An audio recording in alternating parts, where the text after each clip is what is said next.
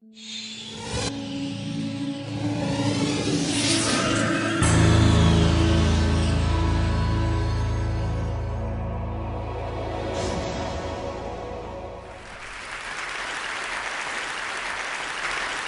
have spent the past few years putting myself into situations that are usually very difficult and at the same time somewhat dangerous. I went to prison. Difficult. I worked in a coal mine. Dangerous. I filmed in war zones. Difficult and dangerous. And I spent 30 days eating nothing but this. Fun in the beginning, a little difficult in the middle, very dangerous in the end. In fact, most of my career I have been immersing myself into seemingly horrible situations for the whole goal of trying to examine societal issues in a way that make them engaging, that make them interesting, that hopefully break them down in a way that make them entertaining and accessible to an audience. So when I knew I was coming here to do a TED Talk that was going to look at the world of branding and sponsorship, I knew I would want to do something a little different. So as some of you may or may not have heard, a couple weeks ago I took out an ad on eBay. I sent out some Facebook messages, some Twitter messages, and I gave people the opportunity to buy the naming rights to my 2011 TED Talk. That's right, some lucky individual, corporation, for-profit or non-profit, was going to get the once-in-a-lifetime opportunity, because I'm sure Chris Anderson will never let it happen again, to buy the naming rights to the talk you're watching right now, that at the time didn't have a title, didn't really have a lot of content, and didn't really give much hint as to what the subject matter would actually be. So what you were getting was this: your name here presents my TED Talk that you have no idea what the subject is, and depending on the content could ultimately blow up in your face, especially if I make you or your company look stupid for doing it. But that being said, it's a very good media opportunity.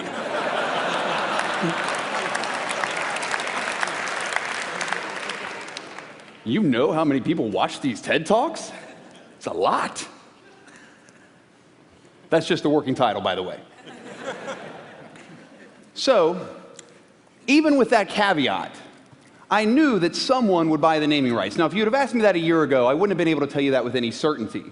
But in the new project that I'm working on, my new film, we examine the world of marketing, advertising.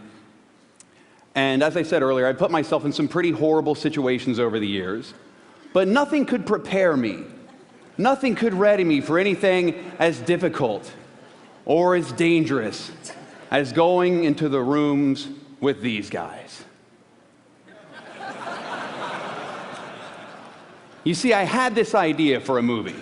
What I want to do is make a film all about product placement, marketing, and advertising, where the entire film is funded by product placement, marketing, and advertising.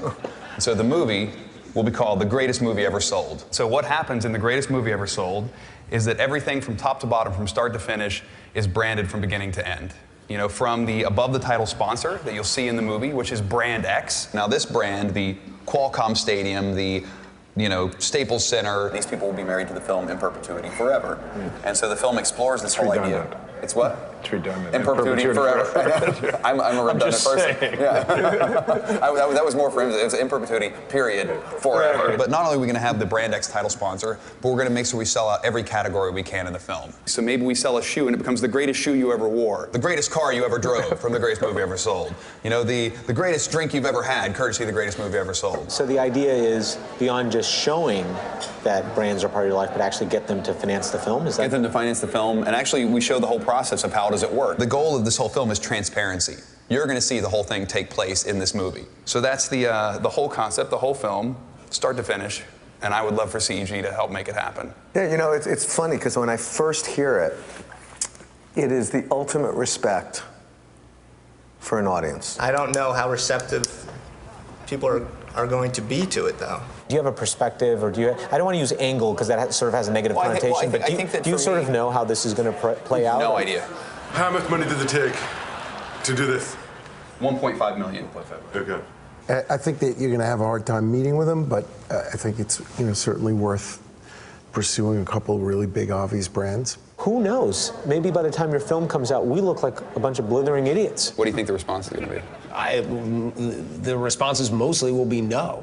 But is the toughest sell because of the film or is the toughest sell because of me? Both. Meaning, not so optimistic. So, can you help me? I need help. I can help. Okay. Good. Good. Awesome. We got to figure out which brands. Yeah. That's the challenge. When you look at like the people you deal with, We've got some places we can go. Okay. Okay. Turn the camera off. I thought turn the camera off meant let's have an off-the-record conversation. Turns out it really means we want nothing to do with your movie. And just like that, one by one, all of these companies suddenly disappeared. None of them wanted anything to do with this movie. I mean, I was amazed. They wanted absolutely nothing to do with this project. And I mean, I was blown away because I thought the whole concept, the idea of advertising was to get your product out in front of as many people as possible, to get as many people to see it as possible. Especially in today's world, this intersection of new media and old media and the fractured media landscape, isn't the idea to get that new buzzworthy delivery vehicle that's going to get that message to the masses. You know, that's what I thought. But the problem was, you see, my idea had one fatal flaw. And that flaw was this. Actually, no, that was not the flaw whatsoever. That wouldn't have been a problem at all. See, this would have been fine. But what this image represents was the problem. See, when you do a Google image search for transparency, this is...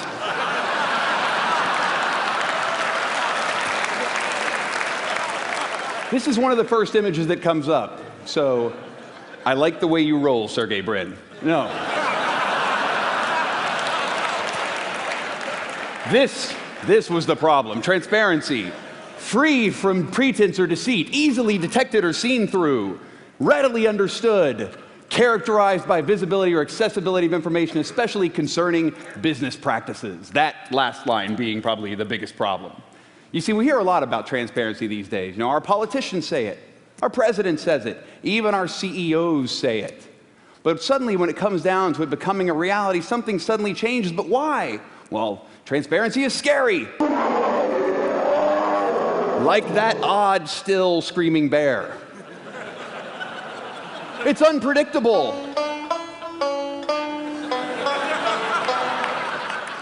Like this odd country road. And it's also very risky. What else is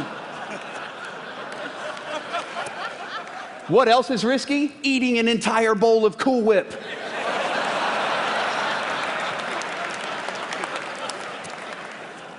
That's very risky. No, when I started talking to companies, and telling them, we wanted to tell this story, and they said, no, we want you to tell a story.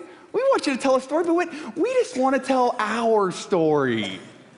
See, when I was a kid, and my father would catch me in some sort of a lie, and there he is, giving me the look he often gave me, he would say, son, there's 3 sides to every story. There's your story, there's my story, and there's the real story. Now, you see, with this film, we wanted to tell the real story, but with only one company, one agency willing to help me, and that's only because I knew John Bond and Richard Kirschenbaum for years, I realized that I would have to go on my own. I'd have to cut out the middleman and go to the companies myself, with all of my team. So what you suddenly started to realize, or what I started to realize, that when we started having conversation with these companies, the idea of understanding your brand is a universal problem. I have friends who make great, big, giant Hollywood films, and I have friends who make little independent films like I make. And the friends of mine who make big, giant Hollywood movies say that the reason their films are so successful is because of the brand partners that they have. And then my friends who make small independent films say, well, how are we supposed to compete with these big, giant Hollywood movies? And the movie is called The Greatest Movie Ever Sold. And so now how specifically will we see Ban in the film? It's anytime I'm getting ready to go, anytime I open up my medicine cabinet, you will see Ban deodorant. Well, anytime I do an interview with someone, I could say, Are you fresh enough for this interview? Are you ready? You look a little nervous. I want to help you calm down, so maybe you should put some on for the interview. So we'll offer, one of these fabulous scents, whether it's a floral fusion or a Paradise Winds, they'll have their chance. We will have them geared for both male or female, solid roll-on or stick, whatever it may be. That's the 2-cent tour. So now I can answer any of your questions and give you the 5-cent tour. We are a smaller brand, much like you talked about being a smaller movie, we're very much a challenger brand, so we don't have the budgets that other brands have. So doing things like this, remind people about BAN is kind of why we're interested in it. What are the words that you would use to describe BAN? BAN is blank. That's a great question.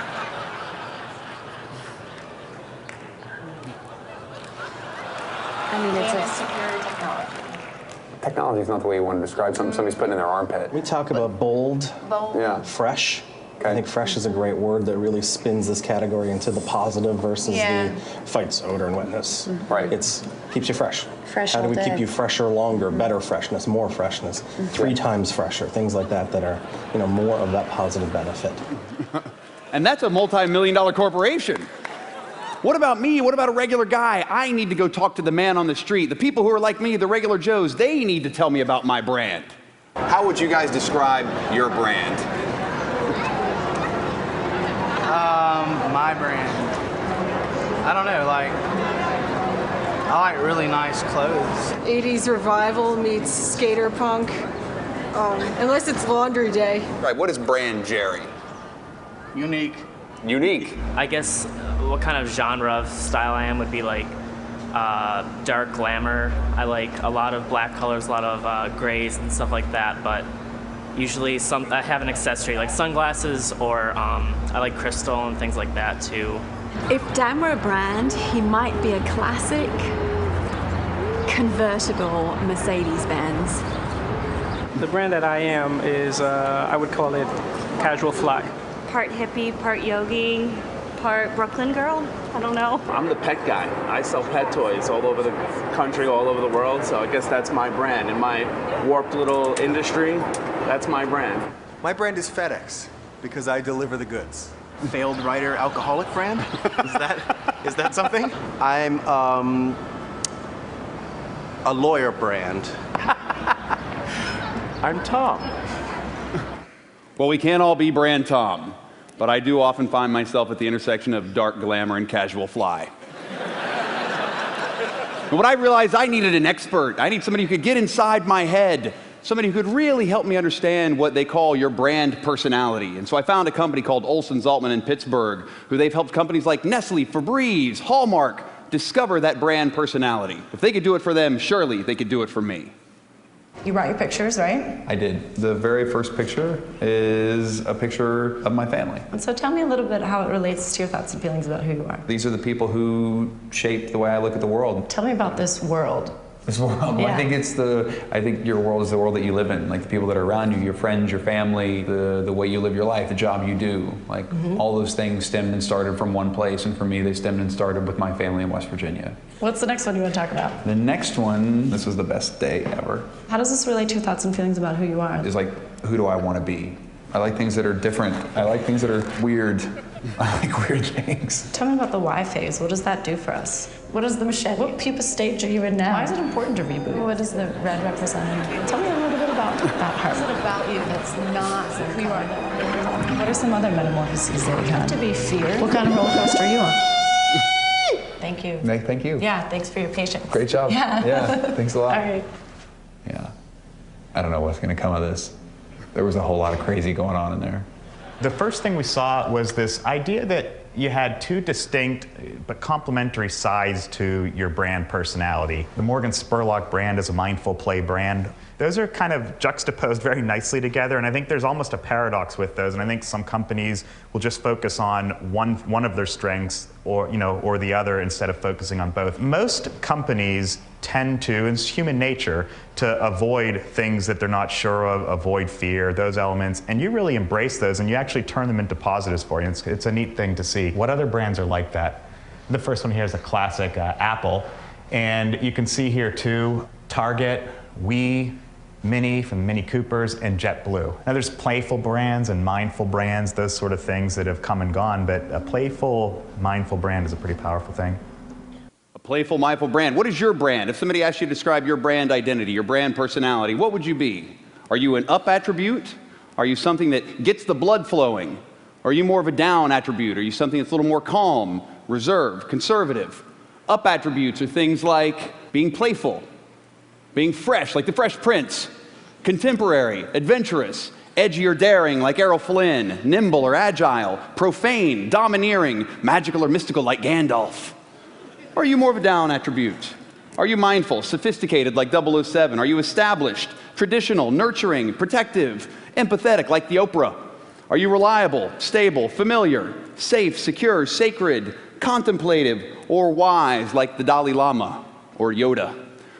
Over the course of this film, we had 500 plus companies who were up and down companies say no, they didn't want any part of this project. They wanted nothing to do with this film, mainly because they had no control. They would have no control over the final product. But we did get 17 brand partners who were willing to relinquish that control, who wanted to be in business with someone as mindful and as playful as myself, and who ultimately empowered us to tell stories that normally we wouldn't be able to tell, stories that an advertiser would normally never get behind. They enabled us to tell the story about neuromarketing as we got into telling the story in this film about how now they're using MRIs to target the desire centers of your brain for both commercials as well as movie marketing. We went to Sao Paulo, where they have banned outdoor advertising in the entire city. For the past 5 years, there's no billboards, there's no posters, there's no flyers, nothing. And we went to school districts where now companies are making their way into cash-strapped schools all across America. What's incredible for me is the projects that I've gotten the most feedback out of, or I've had the most success in, are ones where I've interacted with things directly. And that's what these brands did. They cut out the middleman. They cut out their agencies and said, maybe these agencies don't have my best interests in mind. I'm going to deal directly with the artist. I'm going to work with him to create something different, something that's going to get people thinking, that's going to challenge the way we look at the world. And how has that been for them? Has it been successful? Well, since the film premiered at the Sundance Film Festival, let's just take a look. According to Burrell's, the movie premiered in January, and since then, and this isn't even the whole thing, we've had more than 900 million media impressions for this film. That's literally covering just like a 2.5-week period. That's only online, no print, no TV. The film hasn't even been distributed yet. It's not even online. It's not even streaming. It's not even been out into other foreign countries yet. So ultimately, this film has already started to gain a lot of momentum, and not bad for a project that almost every ad agency we talk to advised their clients not to take part. What I always believe is that if you take chances, if you take risks, that in those risks will come opportunity. I believe that when you push people away from that, you're pushing them more towards failure. I believe that when you train your employees to be risk averse, then you're preparing your whole company to be reward challenged. I feel like that what has to happen moving forward is we need to encourage people to take risks. We need to encourage people to not be afraid of opportunities that may scare them. Ultimately, moving forward, I think we have to embrace fear. We've got to put that bear in a cage.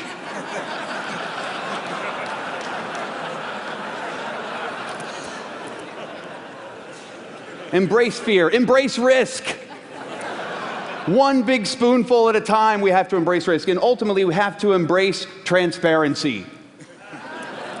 Today, more than ever, a little honesty is going to go a long way. And that being said, through honesty and transparency, my entire talk, Embrace Transparency, has been brought to you by my good friends at EMC, who for $7,100 bought the naming rights on eBay.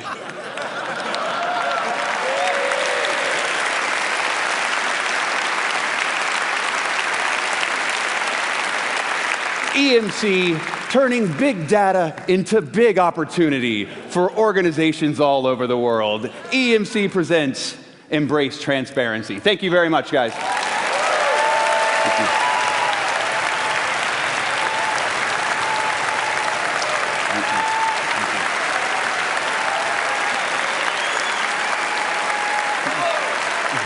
So, Morgan, in the name of transparency, what exactly happened to that $7,100? That is a fantastic question.